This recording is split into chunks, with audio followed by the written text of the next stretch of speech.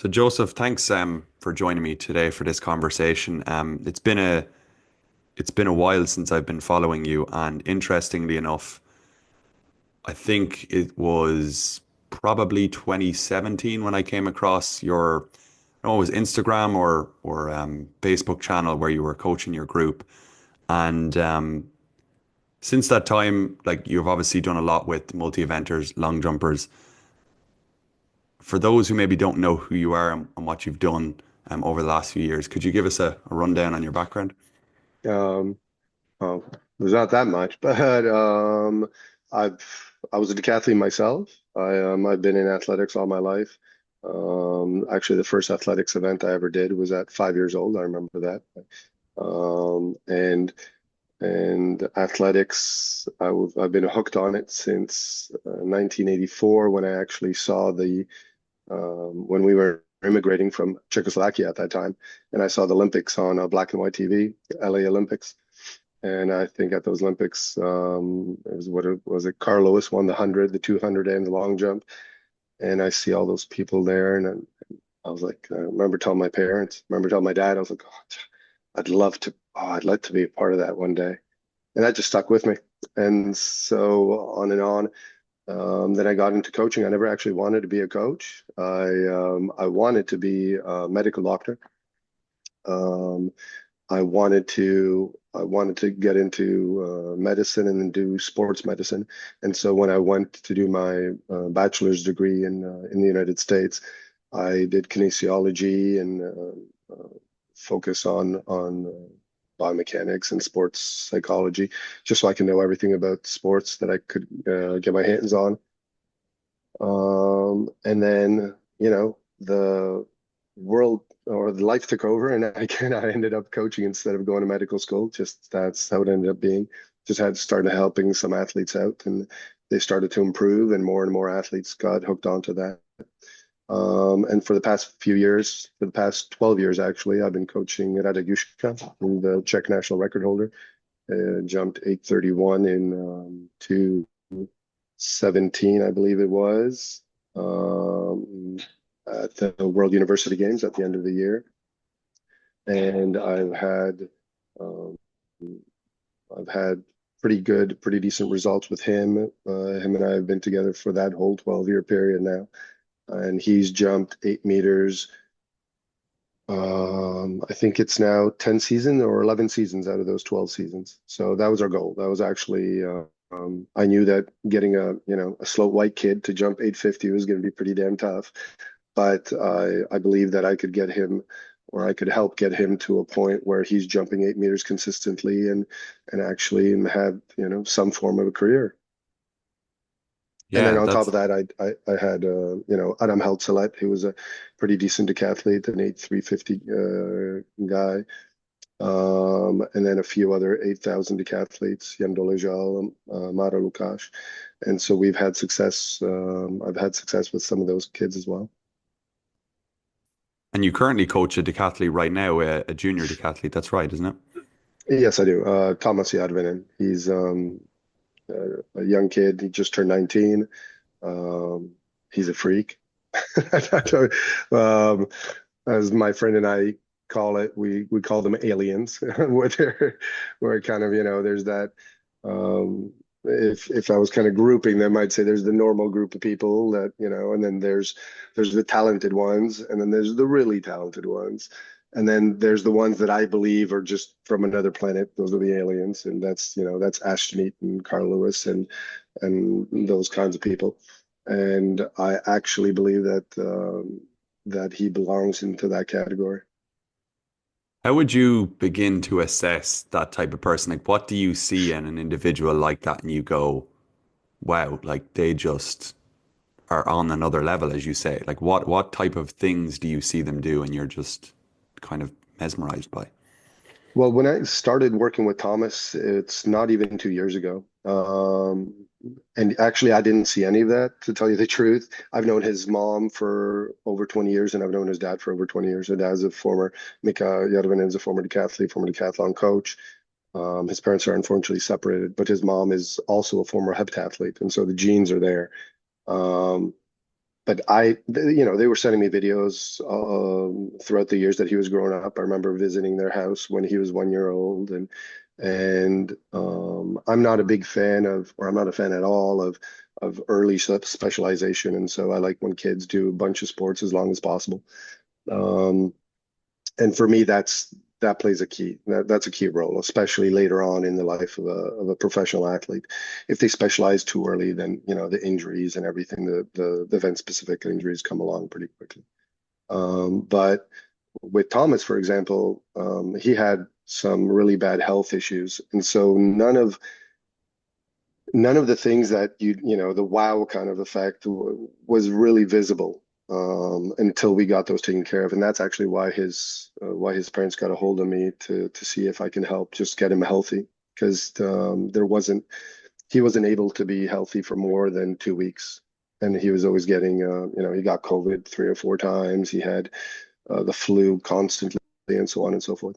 Once he started, I said, okay, I'll help you out. Actually, at that point, I stopped working with the cathletes because I just had the Radek and I was helping another long jumper because I wanted to spend more time with my family. And so I said, okay, I'll help you get him healthy, and then I'll just push him along to another coach and find a good coach for him. And then the more he was getting, the healthier he was getting, he'd do something in training that I was like, okay, that's not really normal. And so we were doing these long jump drills, just simple 3-step long jump drills where you just do a takeoff, kind of fly through the air and land, do another 3 steps, take off. And, he'd do one, it was fine, do another. And he was doing these for 40 meters. And all of a sudden he hit one and just floated up into the air, and he just floated along and came back down. I was like, okay, well, that's strange because Radek would, I mean, with all respect, there's no way Radek would ever do that. I was like, okay, do it again, do it from the opposite foot. And first of all, and his arms and legs are everywhere, right? And so he does one, does two, does a third one, and all of a sudden, whoop, flies right back into the air and levitates, flies along and lands. And I remember going home and I told my wife, I said, the kid once in a while does something and it's starting to make me think. She's like, really? And I was like, and I wrote my best friend on WhatsApp. It's Patrick Pyle. He coaches actually Shelby McEwen. He was silver at the Hmm. Olympics this year. And I remember him and we spent thousands of hours talking about track. We went to school together in the States, and we lived together. We were roommates. And I remember writing him and I was like, hey, I think I have an alien, and he's like, oh, are you sure? Because, those guys are just, one in a few million. I was like, this kid, I know once in a while he's doing something that just, it's blown my mind over here. And my wife is actually the one that told me to, maybe you want to coach it. Maybe you want to get back into the deck end, not just do the jumps. And maybe he's the person that, you're actually meant to meet, and you meet him at a good time. He's 18 years old. There's a lot of time you have there to develop. It's say a 10-year period, 10 to 12 years. So yeah, but in my experience, most coaches can see talent just a mile away, especially with athletics. I mean, we're a specific kind of coach, right? Athletics coaches are specific. It's no one's in it for the money because there's just no money in it. And so, majority of us, we love the sport. We love the athletes. We love the sport. We love the community that's around it. And so, when you love something, you tend to spend a lot of time talking about it, looking, watching it, and so on and so forth. As my wife says, when I told her I was going to be on this great podcast of yours, and she's like, "So, how long is it going to be?" And I was like, "Oh, it's about an hour and a half." She says, "Yeah, that's definitely not enough time for you." She's like, "Yeah, once you and someone start talking about track, there's definitely not enough time."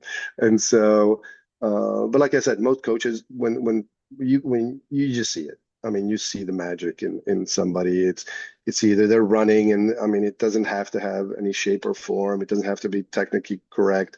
But if he's just, if someone's running around and they're just flying down the track or whatever it is, and then it's a real pleasure to see. You know what I Hmm. mean?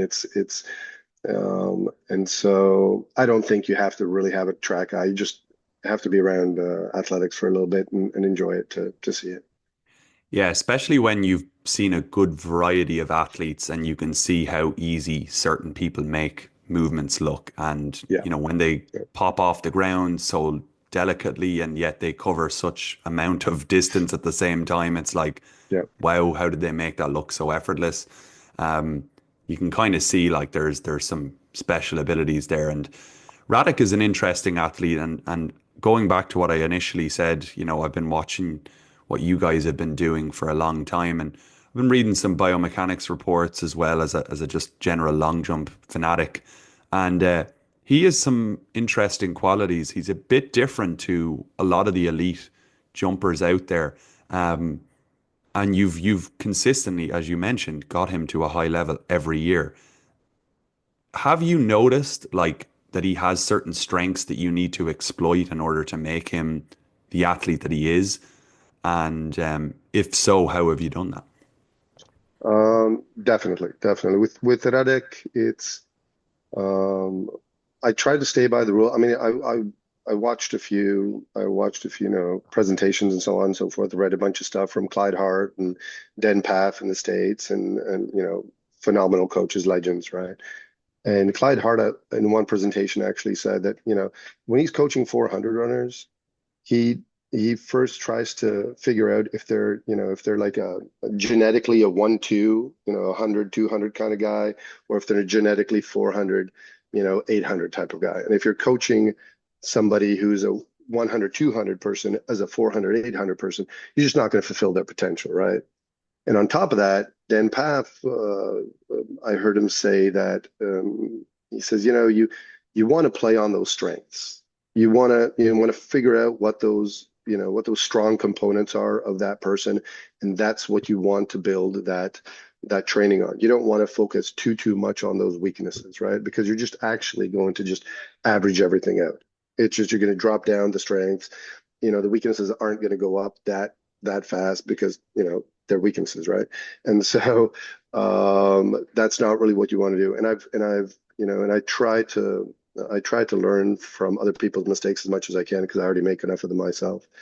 Um, and so with Radek, or with every athlete that I actually coach, the first thing I do is I meet with them a lot of times. I meet with their parents, and I'm being very observant to the kind of person they are, the kind of physiology that they are, the kind of physiology they have in their family. What does their father look like? What do their mom look like? What are the grandparents? What do they look like? What kind of background do they have? Just to give me more and more information on genetically kind of what are they made of, right? And with Radek, I figured out pretty close that he's a he's a workhorse. And Radek is, he's not a typical, he's not a greyhound. He's never going to run 10-20. Maybe if I threw him off of a 100-meter cliff, but he's just not going to run 10-20. He's going to run at top speed when he's jumping at his best. Then let's see his flying 30s right around to 285, 287, which isn't, that's, you got a lot of American high school kids doing that. And so, but not a lot of American high school kids jumping 830 or jumping 8 meters all the time. And so, I know that, for example, that's one of our KPIs. If I know that he's right at about 290 for the flying 30, then he's good to go. He's really good to go. Plus, he needs to be working hard on the strength components because he is a power jumper, right? Hmm. He does stick that leg out to block it. He does a pretty hard swing on it. He's pretty long on his strides, so his penultimate is somewhere between 260, 270, so he's jumping in quite a bit. Yeah. Yeah. He's got, his penultimate to his takeoff stride is ideally right around 215 to 220 or so. Depends on the attempt, but that's right around where it is. But I know he can do that. He can jump in on that. He can load in because he is that strong. And when he does that, actually, when he does jump in like this, if he's not opening up his tibialis too much, if he's not opening up too much, then so he doesn't sink too much on that penultimate, then his swing leg's going to come through. He's gonna block it on the board, but his swing legs comes through and he goes vertical pretty quick. And then I'm fine with that. That's his style of jumping. He's not a Henderson kind of jumper where you're running 10, 20. You can just run right off the board. But you got to work with what you got. And I'm interested to know, did you ever try change it? Did you ever try to stick to the textbook with regards to how he runs, the distances that you were playing with into the penultimate and all of that stuff? Oh yeah, yeah.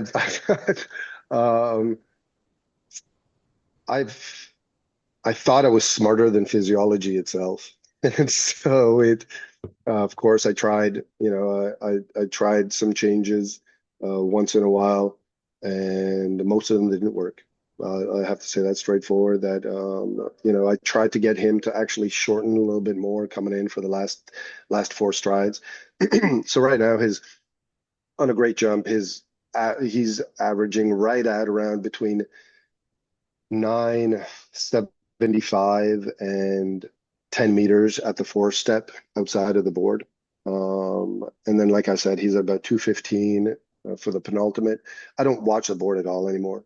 I've learned not to do that because if he's at, for example, 1050 at the fourth step, and he's going to fall. And so, if I was watching the board, what I used to do when I started coaching, I'd just watch the board and then I'd move them, adjust them according to that, and then I'd have a mid mark. Well, it didn't really tell me anything, right? And so he was actually overstriding. He'd foul, and if I'd move him back, he'd be overstriding even more. He'd foul even more. He'd be jumping in and stuff like that.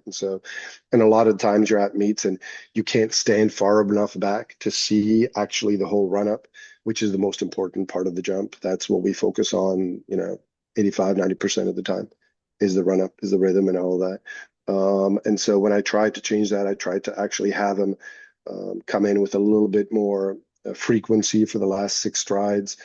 Um, I just I took away that power aspect of his jump. I took away that penultimate power aspect of his jump, and it just didn't work for us. He just wasn't hitting it. The timing was different on the board, and he was just sailing on through. I mean, he was in great positions.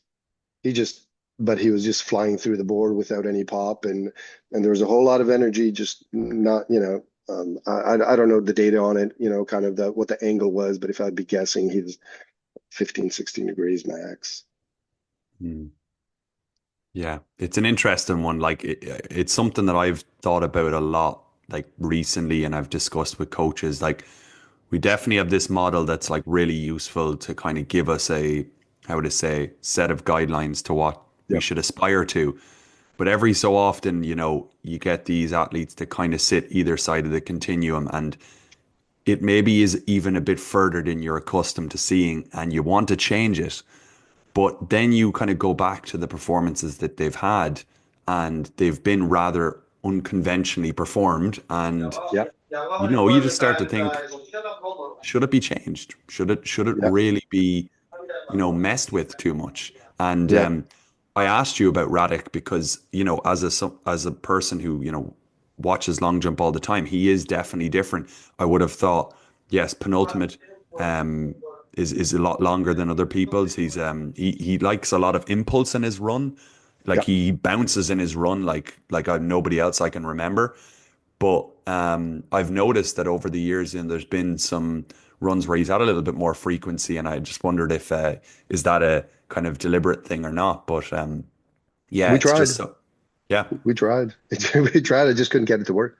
I just, and he was faster. We got to a point where actually he was faster. He was in great shape.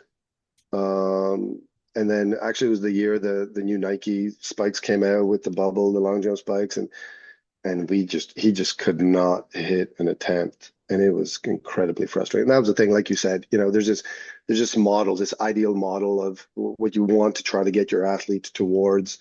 Um, but with some people, I've learned I, I've learned to not change things that are working because I don't know why they're working, but they are. And if you change them, they're probably not going to work anymore. If you remember Michael Johnson, of course, you remember Michael Johnson, Hmm. everybody does. I remember when I was watching him run, and I remember as a kid, and I was thinking, why doesn't somebody fix the way he runs? You know what I mean? Why isn't Clyde Hart, why aren't they working on that? He could probably run under 43 seconds. And yeah, they would probably make him slower. It's just, you don't mess with physiology that way, I guess. I had to learn the hard way with some people, and I had this image of the perfect jump that he can do, but that's just, it just doesn't work that way, I guess. Yeah, it's something that I heard Stu McMillan talk about recently when he visited Ireland. You probably are aware, Stu is the Yep, CEO of Altus, and he was saying the yep, exact same thing. He gave a case study of two girls running side by side. Didn't tell us who they were. Saw a lot of eversion on one of the athletes' feet, and she was rotating out to the right. And he asked, would everyone change this if they were coaching this athlete? No context. Most people said yes, it's a problem, right? And then he hmm goes, okay, more context. This person came second in this year's Olympics, and she has had a very little injury history, and is performing this year in the best she's ever performed. Would you still change it? And then, people's answers shifted. They were like, yep, maybe not. And he goes, yes, this is the dilemma that we're often faced with when we're coaching athletes. We don't just have this kind of, perfect model. We have a bunch of other stuff to consider alongside it. yep. So, it was Keely Hodgkinson. And Okay, a lot of people, okay, when yeah, they realized that, were like, okay, yeah, yeah, maybe we shouldn't. She's not doing bad. She's not getting injured a yeah, ton. yeah, And he was basically going on to say that that's the body's path of least resistance. And that's that kind of term that he uses, efficiency, um, to kind of describe, yeah, the body knows how to coordinate itself and produce force and go the direction it needs to go without, minimal energy expenditure. And that's sometimes very odd and peculiar looking to the general yeah, person. We want to yeah, change it, but in reality, there is, yeah, the best in the world that have certain movement discrepancies compared to our image. And, Bolt as well as another one. Um, yep, the shape of his spine, if you saw it, like would yep. have made people think that has to be corrected somewhat. Yeah, yeah, and I absolutely agree. And actually, I've had some issues with or discussions. I've had some kind of heated discussion with some physiotherapists and stuff like that before. And chiropractors, and I'd send my athletes in. I was there, and they were saying, okay, we got to fix this, we got to fix that. This is wrong. We got to kind of work on this, and and you get to a point you're thinking, okay, but you know, if what are you fixing if it's working? You know what I mean? And so you got to be real careful with that. And Stu's an absolute genius. And so there's, all the coaches at Altus are doing an awesome job. And so that's exactly it. If you've got a lot of if there are issues that are happening, then okay, then you want to go in and you want to try to fix something. But if there's no issues, if they're healthy, they're running or they're jumping well, they're throwing well, then you've got to be really conservative about how much of a change you're actually making, especially if it's physiological, because there's things work in chain reactions, right? Those muscles and the nervous system, everything works on a chain reaction. And if you change a little bit, one change in that reaction, then you're changing that whole thing. And so you got to be real careful with how you do that. Something you don't often hear when you're referring to an elite athlete is the idea of them being a workhorse. You Yeah. know, many people talk about greyhounds, as you mentioned, and other types of athletes. I'm interested to know, what is it like from a training standpoint to work with a workhorse? What does that setup look like? Because yeah, it's so strange to hear that an 830 jumper is a workhorse, but I totally believe it. And I think I've even seen you do some like longer reps with Radek before. I could be wrong, but I'll let you tell me, Yep. of course. Yep. Yeah. You know, Everyone's different. That's just just the way it is. I would, of course, genetically, the Czech Republic isn't. It's not the U.S. where your gene pool is just massive, or any other country like that. We're pretty genetically homogenous, and so there's not a lot of people running. Our national record for the 100 meters is 10:16. Two guys hold that, Stromšík and Veleba, and our 200-meter PRs are, our national record is 20:39, and so it's nothing. We're not speedy kind of country, right? And so you got to kind of work with what you have. And Radek's advantage, which I'm very happy about because I was a little bit that way as an athlete. The more work he puts in, it has a pretty good effect on how he's feeling, especially how he's feeling mentally, which is for me just a massive aspect of it all.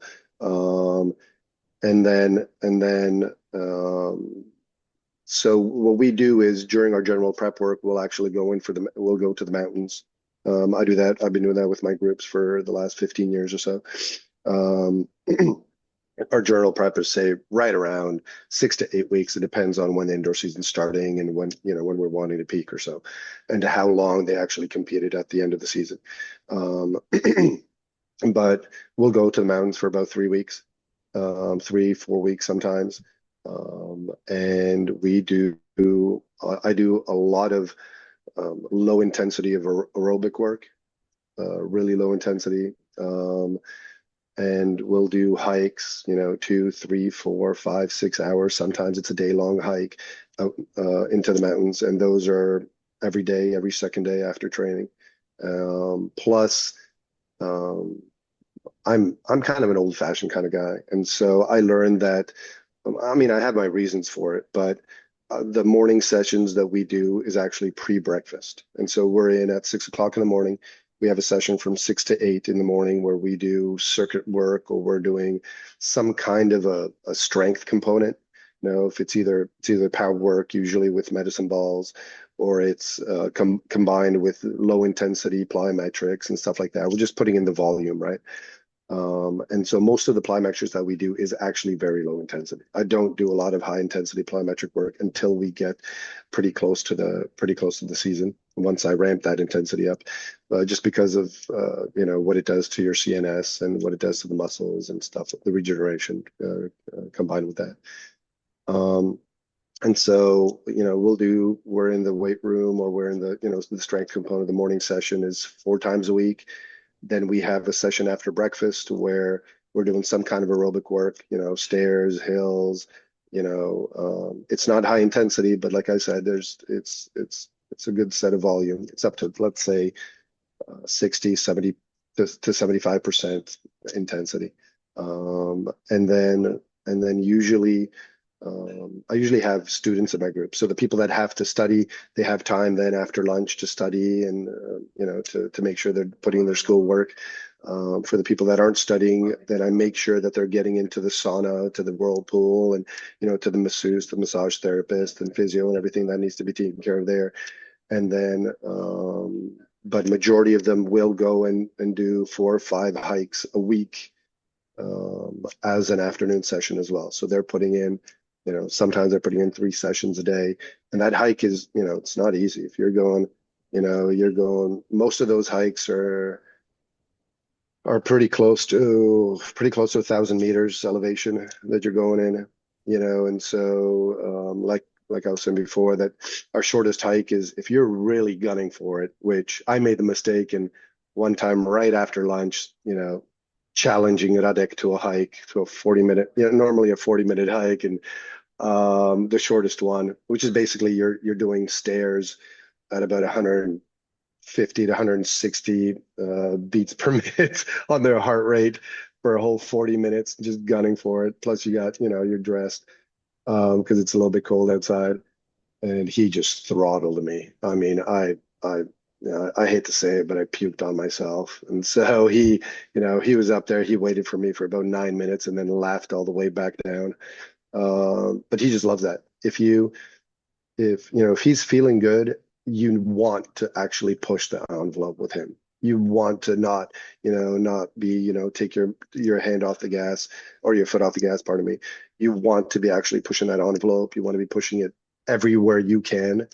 which it does get scary for a coach because you have to be very, very careful of, what you're pushing when you're pushing it just to make sure that the regeneration and everything is there. But like I said, the more you're actually pushing those things with him, the more work he's putting in general, the work capacity that he does, even with all the young athletes that I have now, if they were to train one-to-one with him on majority of things for a month, for a whole month during general prep, they'd probably die because he's just a workhorse. That's that his he's got huge lungs, a big heart, and so the capacity of his system, his engine, he's just a big, he's a V12, big V8 or V12 diesel engine, and so but that's his advantage, that's his strength, and you have to work on that. And I've tried to actually, that doesn't mean I do that every year, but I've tried to pull off of that sometimes and be like, okay, let's go really easy now. We're just gonna kind of finesse it and stuff like that. Well, if he's not putting in the work, then it's just not gonna, that super compensation doesn't really show up very well with him afterwards. Mm. Yeah. Yeah, that's definitely a term that I was thinking about there. I remember when I was younger, always wondered why I could go into competitions like really fresh and still perform well. But I think it's because the 8 weeks prior, I was like doing so much volume that like I was able to take the foot off the gas and get a huge release. Yeah. Whereas I suppose the distance between the workload on race week or competition week now versus what I'm doing 8 weeks before is not that different. So you don't get that release. Yep. Um, but it's interesting to hear, again, an athlete of his caliber being described like that. I'm wondering from the general prep onwards, like, do you begin to introduce speed work in some forms relatively early, or do you leave that for quite some time into your prep?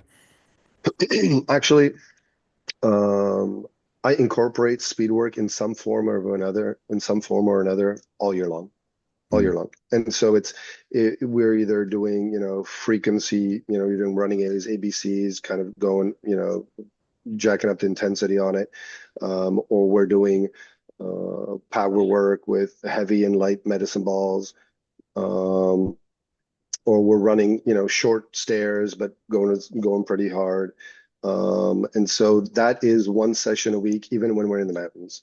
I'll do that for one session a week. I don't do too much of it because I don't want, of course, because the regeneration on that is a little bit longer than if you're doing light aerobic work. Um, but I do incorporate that all year long. I've learned to incorporate that all year long because the more that I got away from it, the more I waited to kind of get into speed. Then if they're not naturally fast, then it's gonna take a little bit. It's gonna take a little bit of time until they actually start getting that speed back, right? That speed factor. And so I've learned to incorporate that, and I've been doing that for years now. That once a week, at least once a week, there is some kind of a speed factor that we do put in there. Plus, it actually it is a good little test for me to see how they're feeling.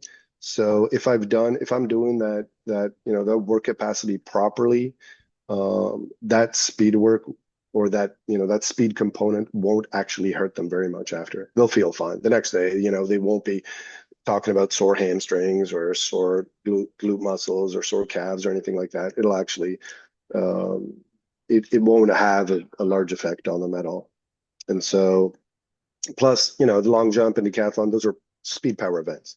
And so I don't believe that you can get away from that for too long, unless, like I said, unless you have a guy who's, I'm not sure how Damian Warner trains, but if a guy's running 10-12, then I'm sure you can take a couple months break off of speed work and still get back to being pretty quick, pretty Mm. fast.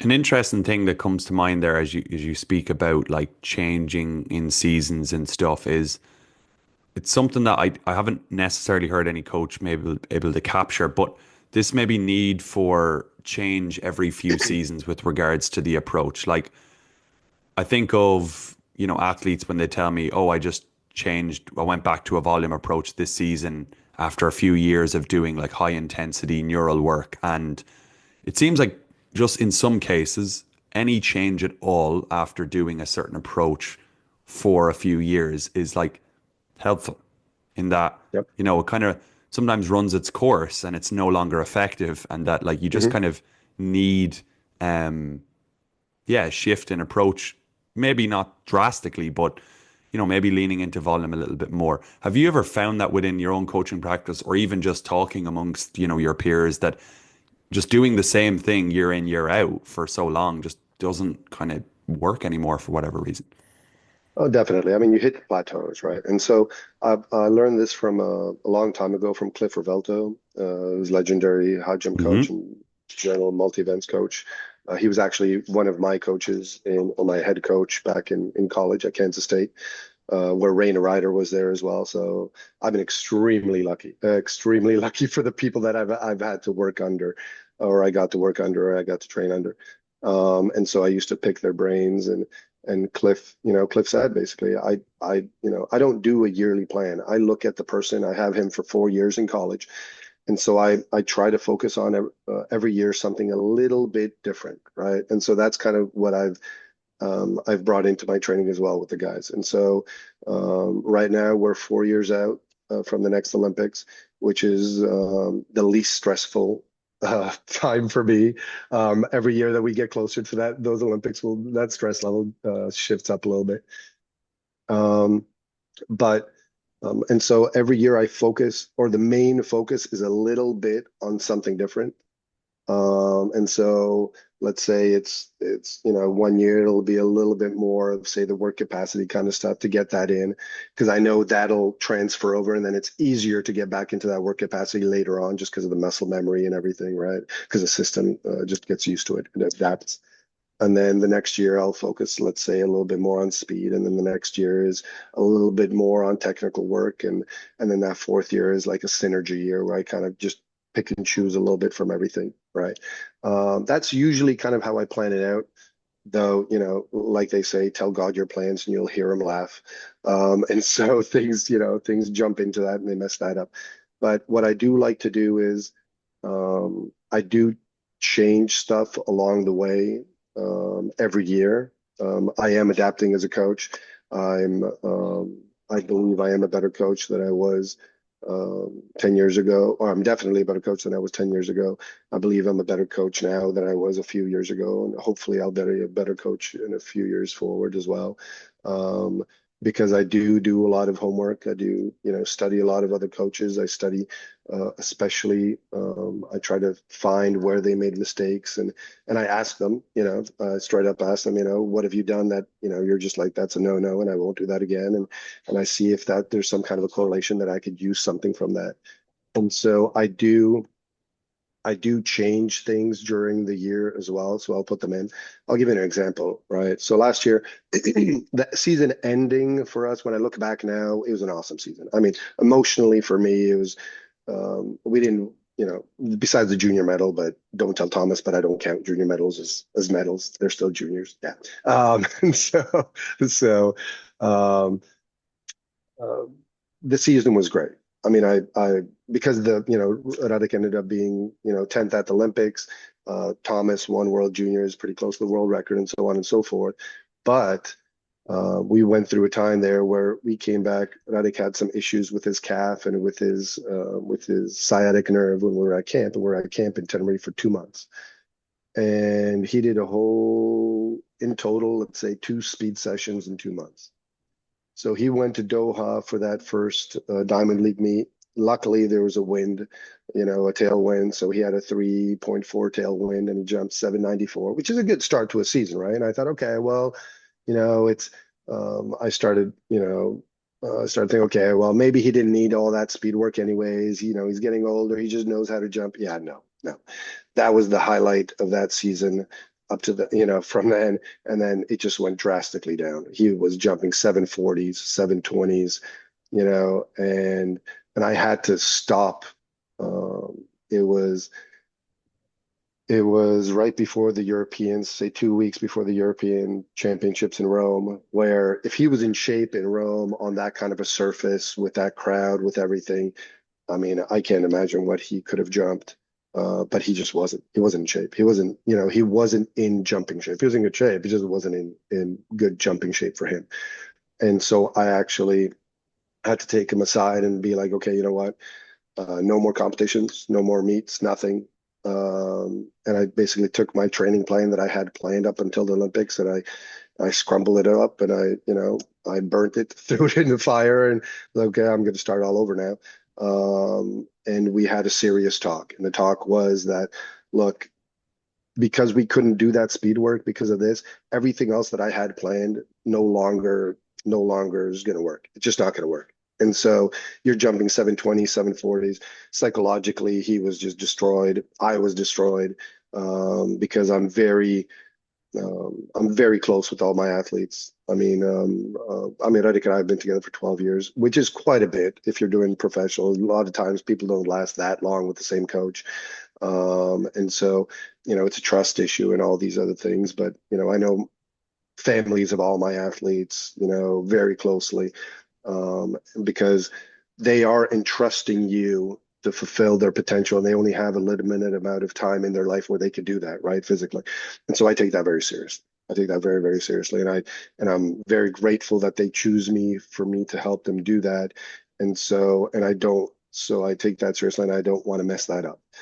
And so Radek and I sat there, and I told him, and I said, look, I've been sitting for about 3 weeks now, and I'm going to sleep about 2 or 3 o'clock in the morning. My kids go to bed, and then I sit there, and I'm reading stuff, and I'm looking at videos, and I said, I have something planned now before the Olympics for the next 6 weeks, but only one of two things is going to happen. You're either going to get injured, or you're gonna jump pretty far. They're just one of two things, because we're going to have to push it. We're going to have to push it extremely hard, in a fairly short amount of time. Um, and and I'll leave it up to you if that's the path that you want to take. If that's, if you want to do that, or if you want to try to, let's figure this out a different way. And he basically said, look, I got nothing to lose, and I trust you. We've done it before. You've gotten me to the best shape of the season, in other years, and so I trust you to do that. And I would not want to be the person that was training with him at that point. I mean, I have a couple of people that that he trains with, and yeah, the guys were dying. It was hard. It was really tough. It was tough even to be there, and when I was putting it together, it had, it wasn't just a bunch of things, but the volume went up, the intensity didn't go down, and so I was even afraid to ask him how he's feeling, because I didn't want to hear him say, oh, that calf muscle is hurting again or something like that. But I just showed actually the 4 week plan of that to somebody the other day, another coach, and he was like, yeah, there's no way my athletes could do that. There's absolutely no way. It was, there was a whole lot of CNS work. There was a whole lot of speed work, and the power work was just at a maximum, because I knew that's his strong suit, right? And so I was like, okay, I'm putting everything else is going out the window. I'm just gonna gun for all of his strengths. And I'm just going to pray to God that when we taper off, 14 to 10 days before the competition, that it goes up. And it was exactly 10 days before the competition. We had like a training comp in Dukla, where we invited some long jumpers and stuff like that. And so he took 6 attempts, didn't jump anything great, jumped like 760, something right around that. But that's 6 attempts, plus he had three, run throughs in the warm up. So that's 9 times 45 meters that you're running at a pretty, speedy pace at. And then, he always does a 300-meter time trial right before, 10 days before. And so I had him run that 300 10 days before, or right after that comp. And he ran 34 low hand time, which isn't blistering fast, but after 9 45-meter sprints, it's not bad. And after those, 6 weeks of working hard, and that's the first time that actually I felt some pressure off my shoulders. And he's like, "What do you think?" And I was like, "You just need to, if you put your foot on the board, you're going to be in the finals. I truly believe that." And so when that happened, it was emotional for the both of us. It was because if you're going through a period of, and I'm sure if you're going through a period where for 6 weeks you're just jumping terrible, just terrible, and it's an Olympic year, and everybody's, we don't have that many Czech athletes that have the potential to be in the finals, at the Olympics. So people want to know, people want answers. The federation wants answers why it's spending money on you and you're just not jumping very well. So the pressure was definitely on.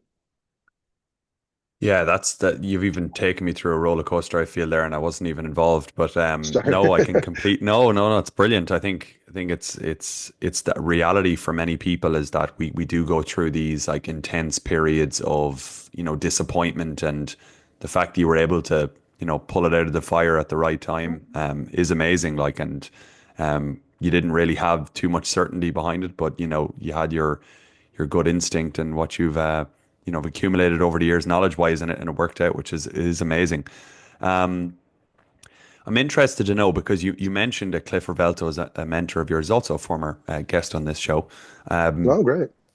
Because you've coached so many multis, like how have you, adopted your philosophy over the years? I'm probably thinking that it's something to do with his, was it three C's or something like that? Yeah, I yeah, know Cliff has this, commonality, yeah, compatibility, and yep, yep, that's it.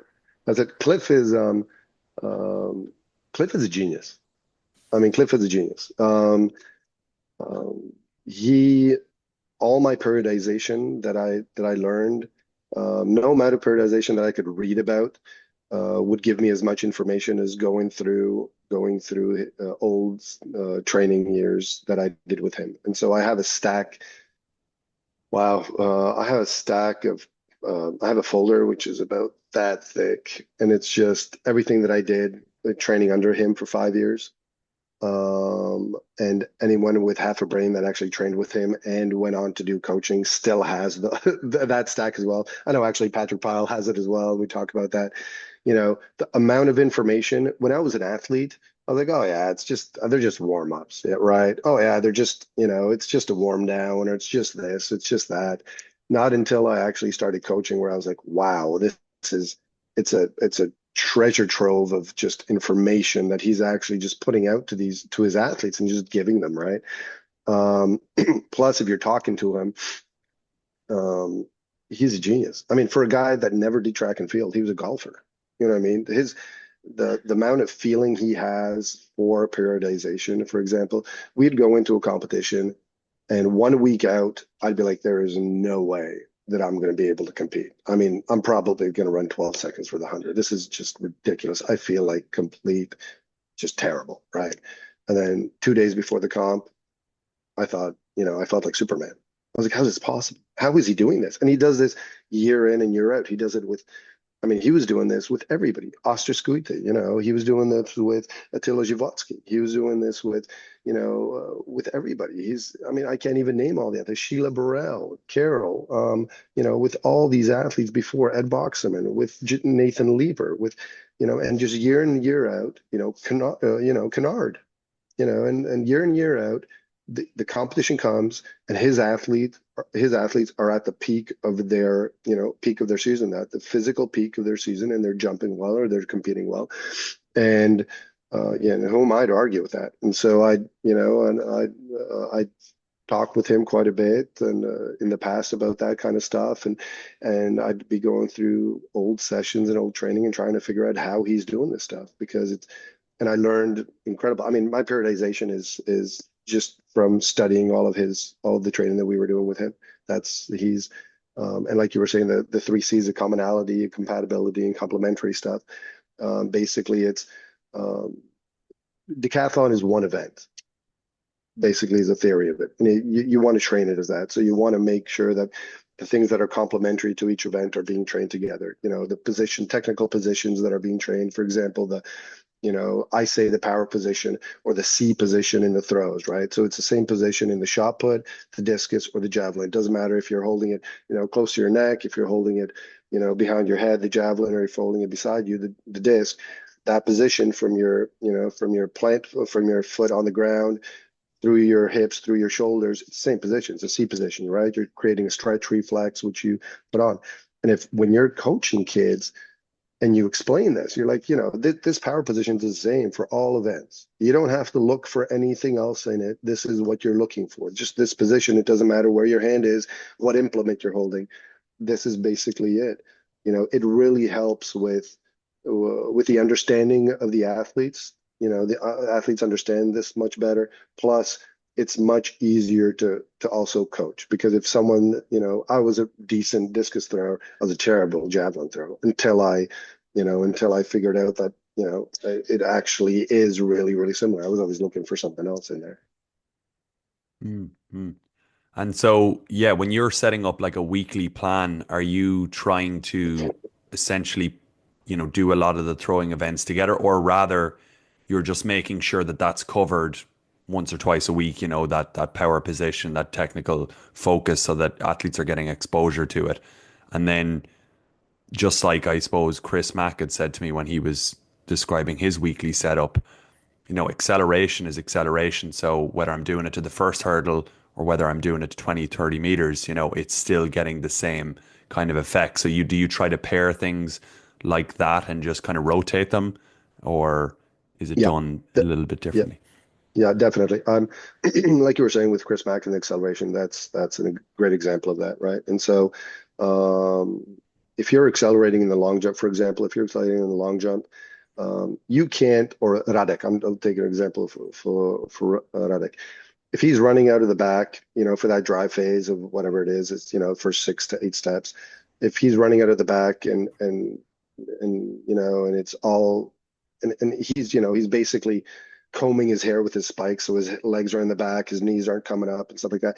If you're accelerating like a person on the 800 or someone coming out of the blocks on a 400, you're just not going to get that power going, right? You got to really push out of there.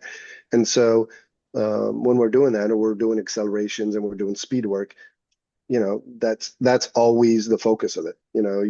If you want to be fast, you got to look how people are running fast, right? How people are running the 60, how they're running the 100, and you want to be pretty close to that mechanically, right? Um, and so that's what we focus on, a lot of that. And so especially, and like you were saying with the throws, when we're at camp and we're at warm weather camp, I use the throws as a warm up for the afternoon strength session. And so we'll go in there, we'll do a short warm up, which is specific to whatever event we're doing at that point. If it's the discus, the shot, or the javelin, excuse me. And and we'll go in there and we'll throw for say 60 minutes, not more than that.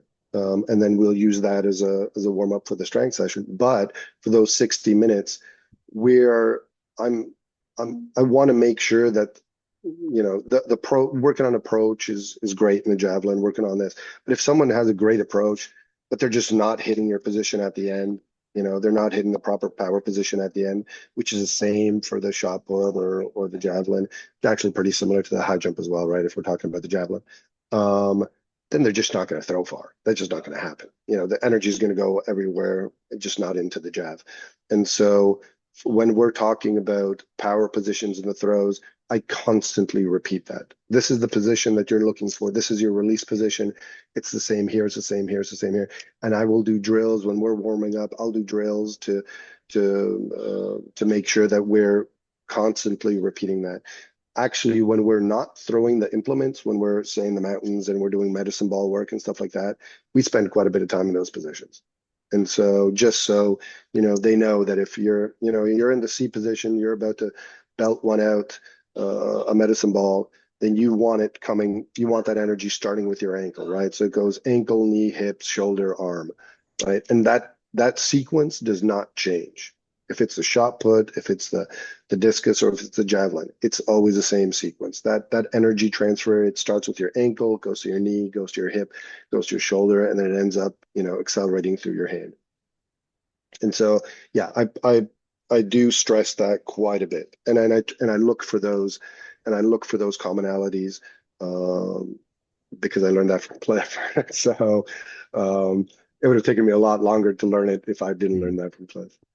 And then you take it, as you said, into the weight room, which, in a lot of ways simulates similar patterns of Yeah, coordination, the yeah, hip, knee, ankle, and yeah, and extension, happens through your Olympic yeah. lifting and whatnot. Yeah, exactly. Exactly. I mean, if we're, and we do Olympic lifting.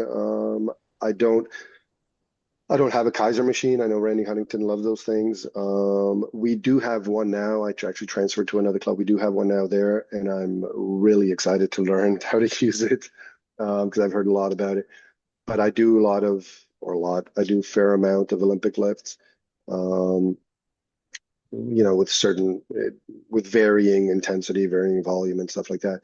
But especially on, say, on the snatch, if we're doing a hang snatch, then then I make sure to explain that there is a certain reaction of there's a certain link of components that has to be there. You're not pulling your arms up earlier than you're pushing your hips through, right? That just doesn't happen. You're not going to lift very much that way. And so it has to come from the bottom up kind of thing. And so, and I try to make that incorporation. I try to make sure that my athletes understand as much as they can. Because the smarter the athlete, the more they understand their event, or the more they understand the sport, it's just much easier to work with them later on. I mean, Radek could probably coach himself at this point. Hmm. I've noticed as well you use the Smith machine quite a bit, and I'm wondering, is that kind of a substitute for what the benefits of the Kaiser often provide? Obviously, it's not the same because the resistance is Hmm. different, but the fixed kind of angle of it means that you could probably move from eccentric to concentric a little bit quicker. Yeah, yeah. And I've gone away from. I don't do a lot of slow strength work much anymore. Um, unless they're pushing absolute maximum weight, which I don't do a lot of as well, because once you're working with those maximum weights, I get pretty nervous about injuries and stuff like that. And so, especially, I don't do, a one rep bench. I don't do a one rep squat or anything like that. I'll rather calculate it. I'll do a 3 rep or whatever it is. But for me, if I'm building maximum strength, and I do some, I call it tempo work, or that's what I call it. We do slow eccentric work, and then you're doing a little bit of isometric work in there, and then you're blasting up, right? But I won't do that for more than 3 or 4 weeks. Usually, it's at about 2 to 3 weeks max, because I just don't. I'm not too big on the slow strength training, and then I'll get into a lot of power stuff and stuff like that. But I do a lot of circuit work during general prep, Mm. like circuit strength circuits and stuff like that. That is just I learned that from Dalibor Kupka. He was Pavel Maslak's coach, you know, and he won, world indoors 3 times, European indoors 3 times. So he must have been doing something right. And I learned they do quite a bit of circuit work with their 400 runners. And I tried to learn off of a lot of coaches why they're doing stuff like that. And I found the better that I put in, if I put in a good 4 weeks of strength circuits before I actually transfer over into a max strength component where I'm building max strength, I call it max strength, but I'm actually building that maximum strength. Um, then I can actually just go through that max strength for about 3 weeks, and I drop, and then I go straight to power work. And I'm at the weights. They're pretty close to their personal best at that point. They're Mm. 90% off their personal best just coming off that strength circuits, just because of all that work that you're putting in there. So once you do get to like max strength levels that are, I suppose, in the cases where you've worked with Radek, it's been probably so long now that you Yep. kind of have his maxes set, I would imagine. I don't know if you're going for personal best too often nowadays. Do you kind of like accept a certain level or threshold that he hits, like, i.e., if he can hit 135, 130 hang clean, like after that, it's kind of just more maintenance or bar speed that's kind of important then, or how do you view that kind of attainment of that quality? Um, Actually, the other day, what is today? Today's Wednesday. So on Monday, it was his third session doing hang cleans. Third session. Actually, in this, we just started the power phase right now for him, and so it was actually only his second time doing hang cleans right now. And his threes he already did with 120, and so and he was and they're technically very nice, technically very nice. Unfortunately, and this is my fault, when Radek goes above 130, his technique, his hang clean technique just goes straight out the window, right? Terrible. I mean, I know I'm not ashamed to say that is my fault. I should have started working with when he first came. I should have started working with some Olympic lifters and stuff like that to actually help with that component of it. But I'm not going to change a 30-year-old's technique at this point, and so I just don't. Um, and he was actually asking me, he's like, "Hey, I think I could probably do 140 right now for a PB because his PB is right around 140 for the hang clean." I was like, "Yeah, no." So no, that's not going to happen. And so because first of all, the technique goes out the window. If your technique goes out the window, that percentage chance of injuries gets pretty high. 140 kilos isn't light. If you're hanging now, and he does once in a while have some, neck issues, trap issues, or lower back issues, and I just don't want to. I don't want to. I don't want to. I don't want to test that. And so the 120 was quick. It was actually quite easy. And so I know he's right around that right now. He could probably do 130 pretty easily, 135. And so that's a good point for me. And I don't need to see him do that. Of course, it would be an ego boost for him, of course. But me telling him, be like, look, I'm not going to let you do that because I don't want you to get injured because it's just not worth it, right? It's just not worth it. No one's going to give you ranking points for depending on how you lifted, a couple months before. It's just not going to happen, And so I'd much rather him stay healthy. And I said, look, technically it was beautiful. I liked it. Good job, and let's shut it down. Mm. Yeah, that's the risk reward really, isn't it? It's just I've often thought to myself, like for so long, um success in the weight room is just adding more plates, but at some Yep. point I've began to realize that as my margins for improvement diminish, why am I still using that same system to reward myself? And is it not just about doing it better, especially when I'm in an event that, operates in minimal time frames like long jump? Um, Yep. but yeah, and then you have a whole week to work with as well. Much more specific and relevant work. On top of that, that was what I talked to my last guest about, Glenn Smith, who was my former coach in the US, Okay. and how Okay. he's kind of began to navigate the weight room. But yeah, just I wanted to get your thoughts on it as well. Is there a time to kind of go for it, or is it usually at this point with Radek particularly like just kind of getting good enough and then leaving it there? Yeah. Um, Yep. I mean, and muscle memory is a great thing, right? And so, and the older you'll get, that strength component, or my opinion on it is that I always try to add strength last. So if I'm developing someone or I'm helping develop an athlete, that strength component, besides injury prevention and stuff like that, if I'm pushing that max strength, I could I could probably get someone to their PRs within a month. I mean, it's not that for me, that's the easiest part of the training, right? Just majority of us could do that. That's the easiest part.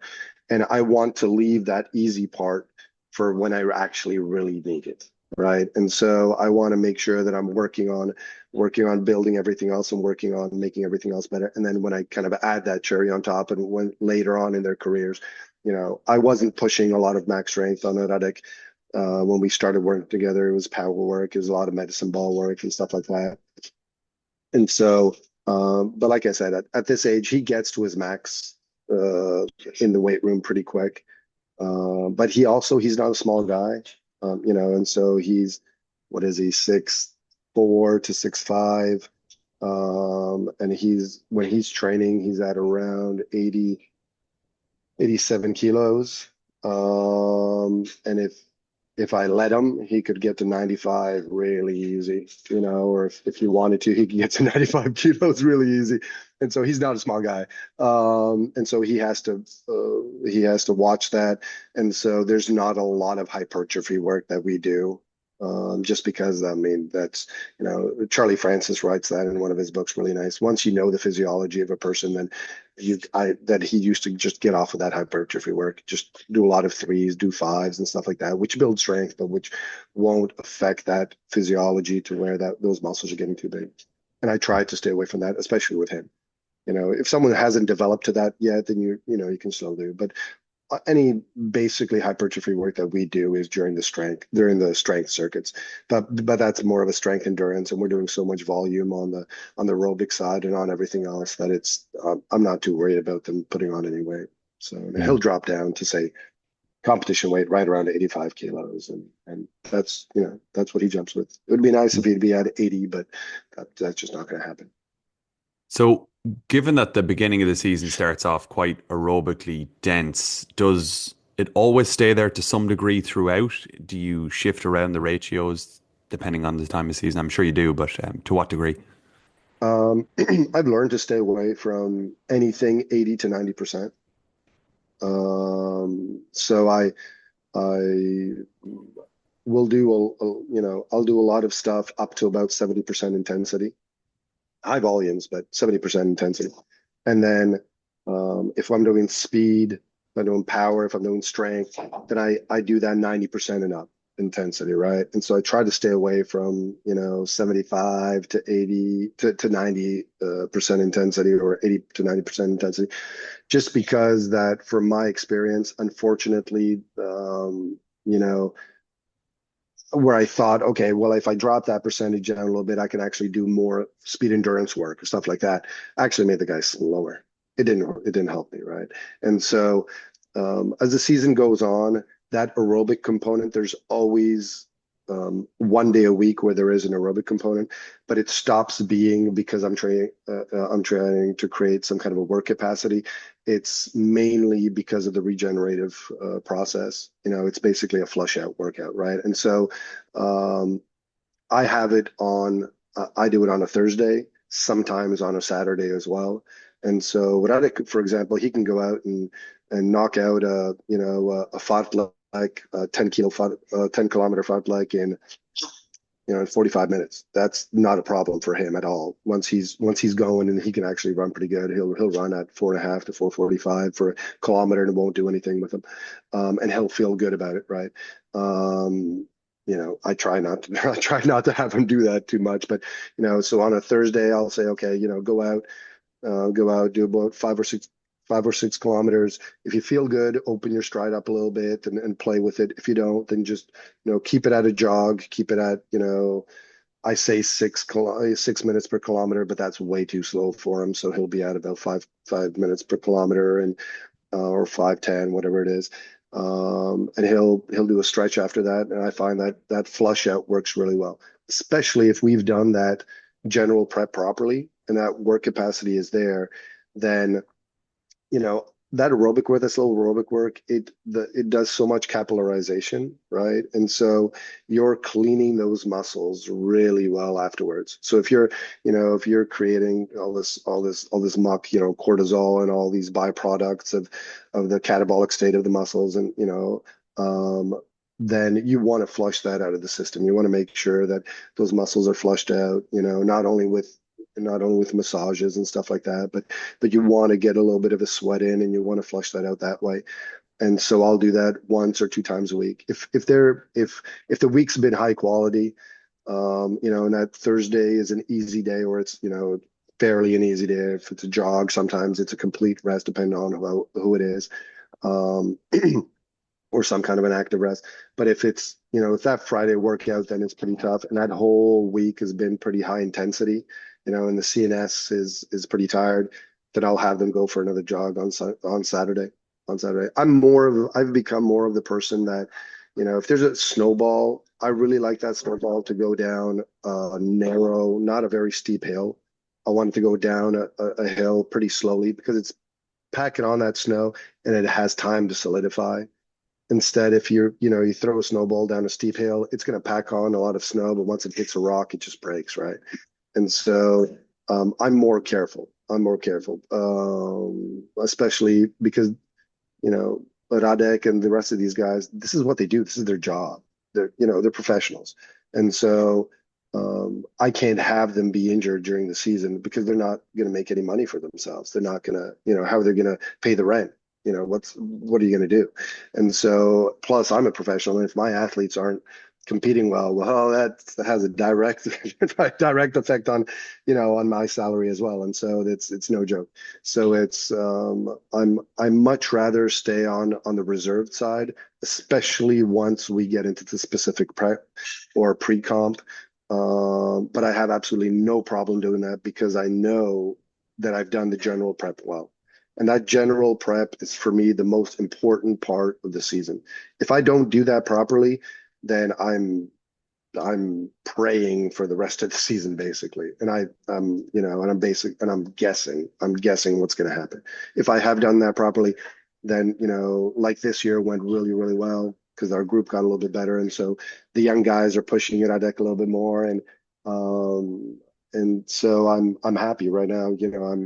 I know I don't have to push as hard because all that volume work's been there, and I don't. And especially with Radek, that muscle memory is a great thing. So he'll get back to what he needs to be pretty quickly on the strength side, the power side, and speed as well.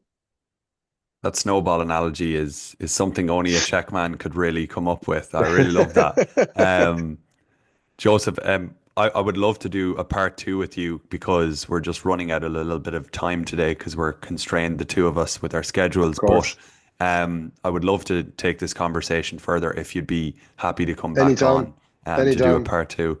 Because I think, yeah, for the topics that I've outlined here, we've only got through about half of them. So Yeah. it would be really Sorry about good. that. Like I said, my wife was like, "Yeah, an hour and a hal's not enough for you, man." So Well, good thing is about anyone who listens to this podcast, nobody's going to be complaining about that, and we're all for long forum discussions here. So yeah, we'd love to have you on for a part two if your time allowed. So thanks again for definitely just love to. sharing what you have thus far, and I look forward to kind of getting on again with you. Thank you very much for the invitation. It was absolutely great being here. It was absolutely great. I love talking track, and I feel very very humbled that you invited me. Not at all. It was my pleasure. And like as I said, I think I said this in the beginning, but when I started this podcast, like it was about me being able to kind of search around the world for people that I suppose maybe coaches over in the US weren't so familiar with. You went over to the US and obviously Mhm. met a lot of people there, but people in the NCAA system may not know what Josef Karas in Czech Republic is doing with his athletes. Yeah, Working with workhorses and hiking up mountains and doing volume based general prep. Like I think that has such an ability to resonate and impact people's coaching. And I think it's really the good part of this podcast, if I have to say, is that just you get the opportunity to not just me to talk to you, but for other people to be acquainted with other people's philosophies and thought I processes. Which completely agree. I completely agree. so thank you for contributing to that, and we'll talk again. So Thank you. Thank you very much, Colin.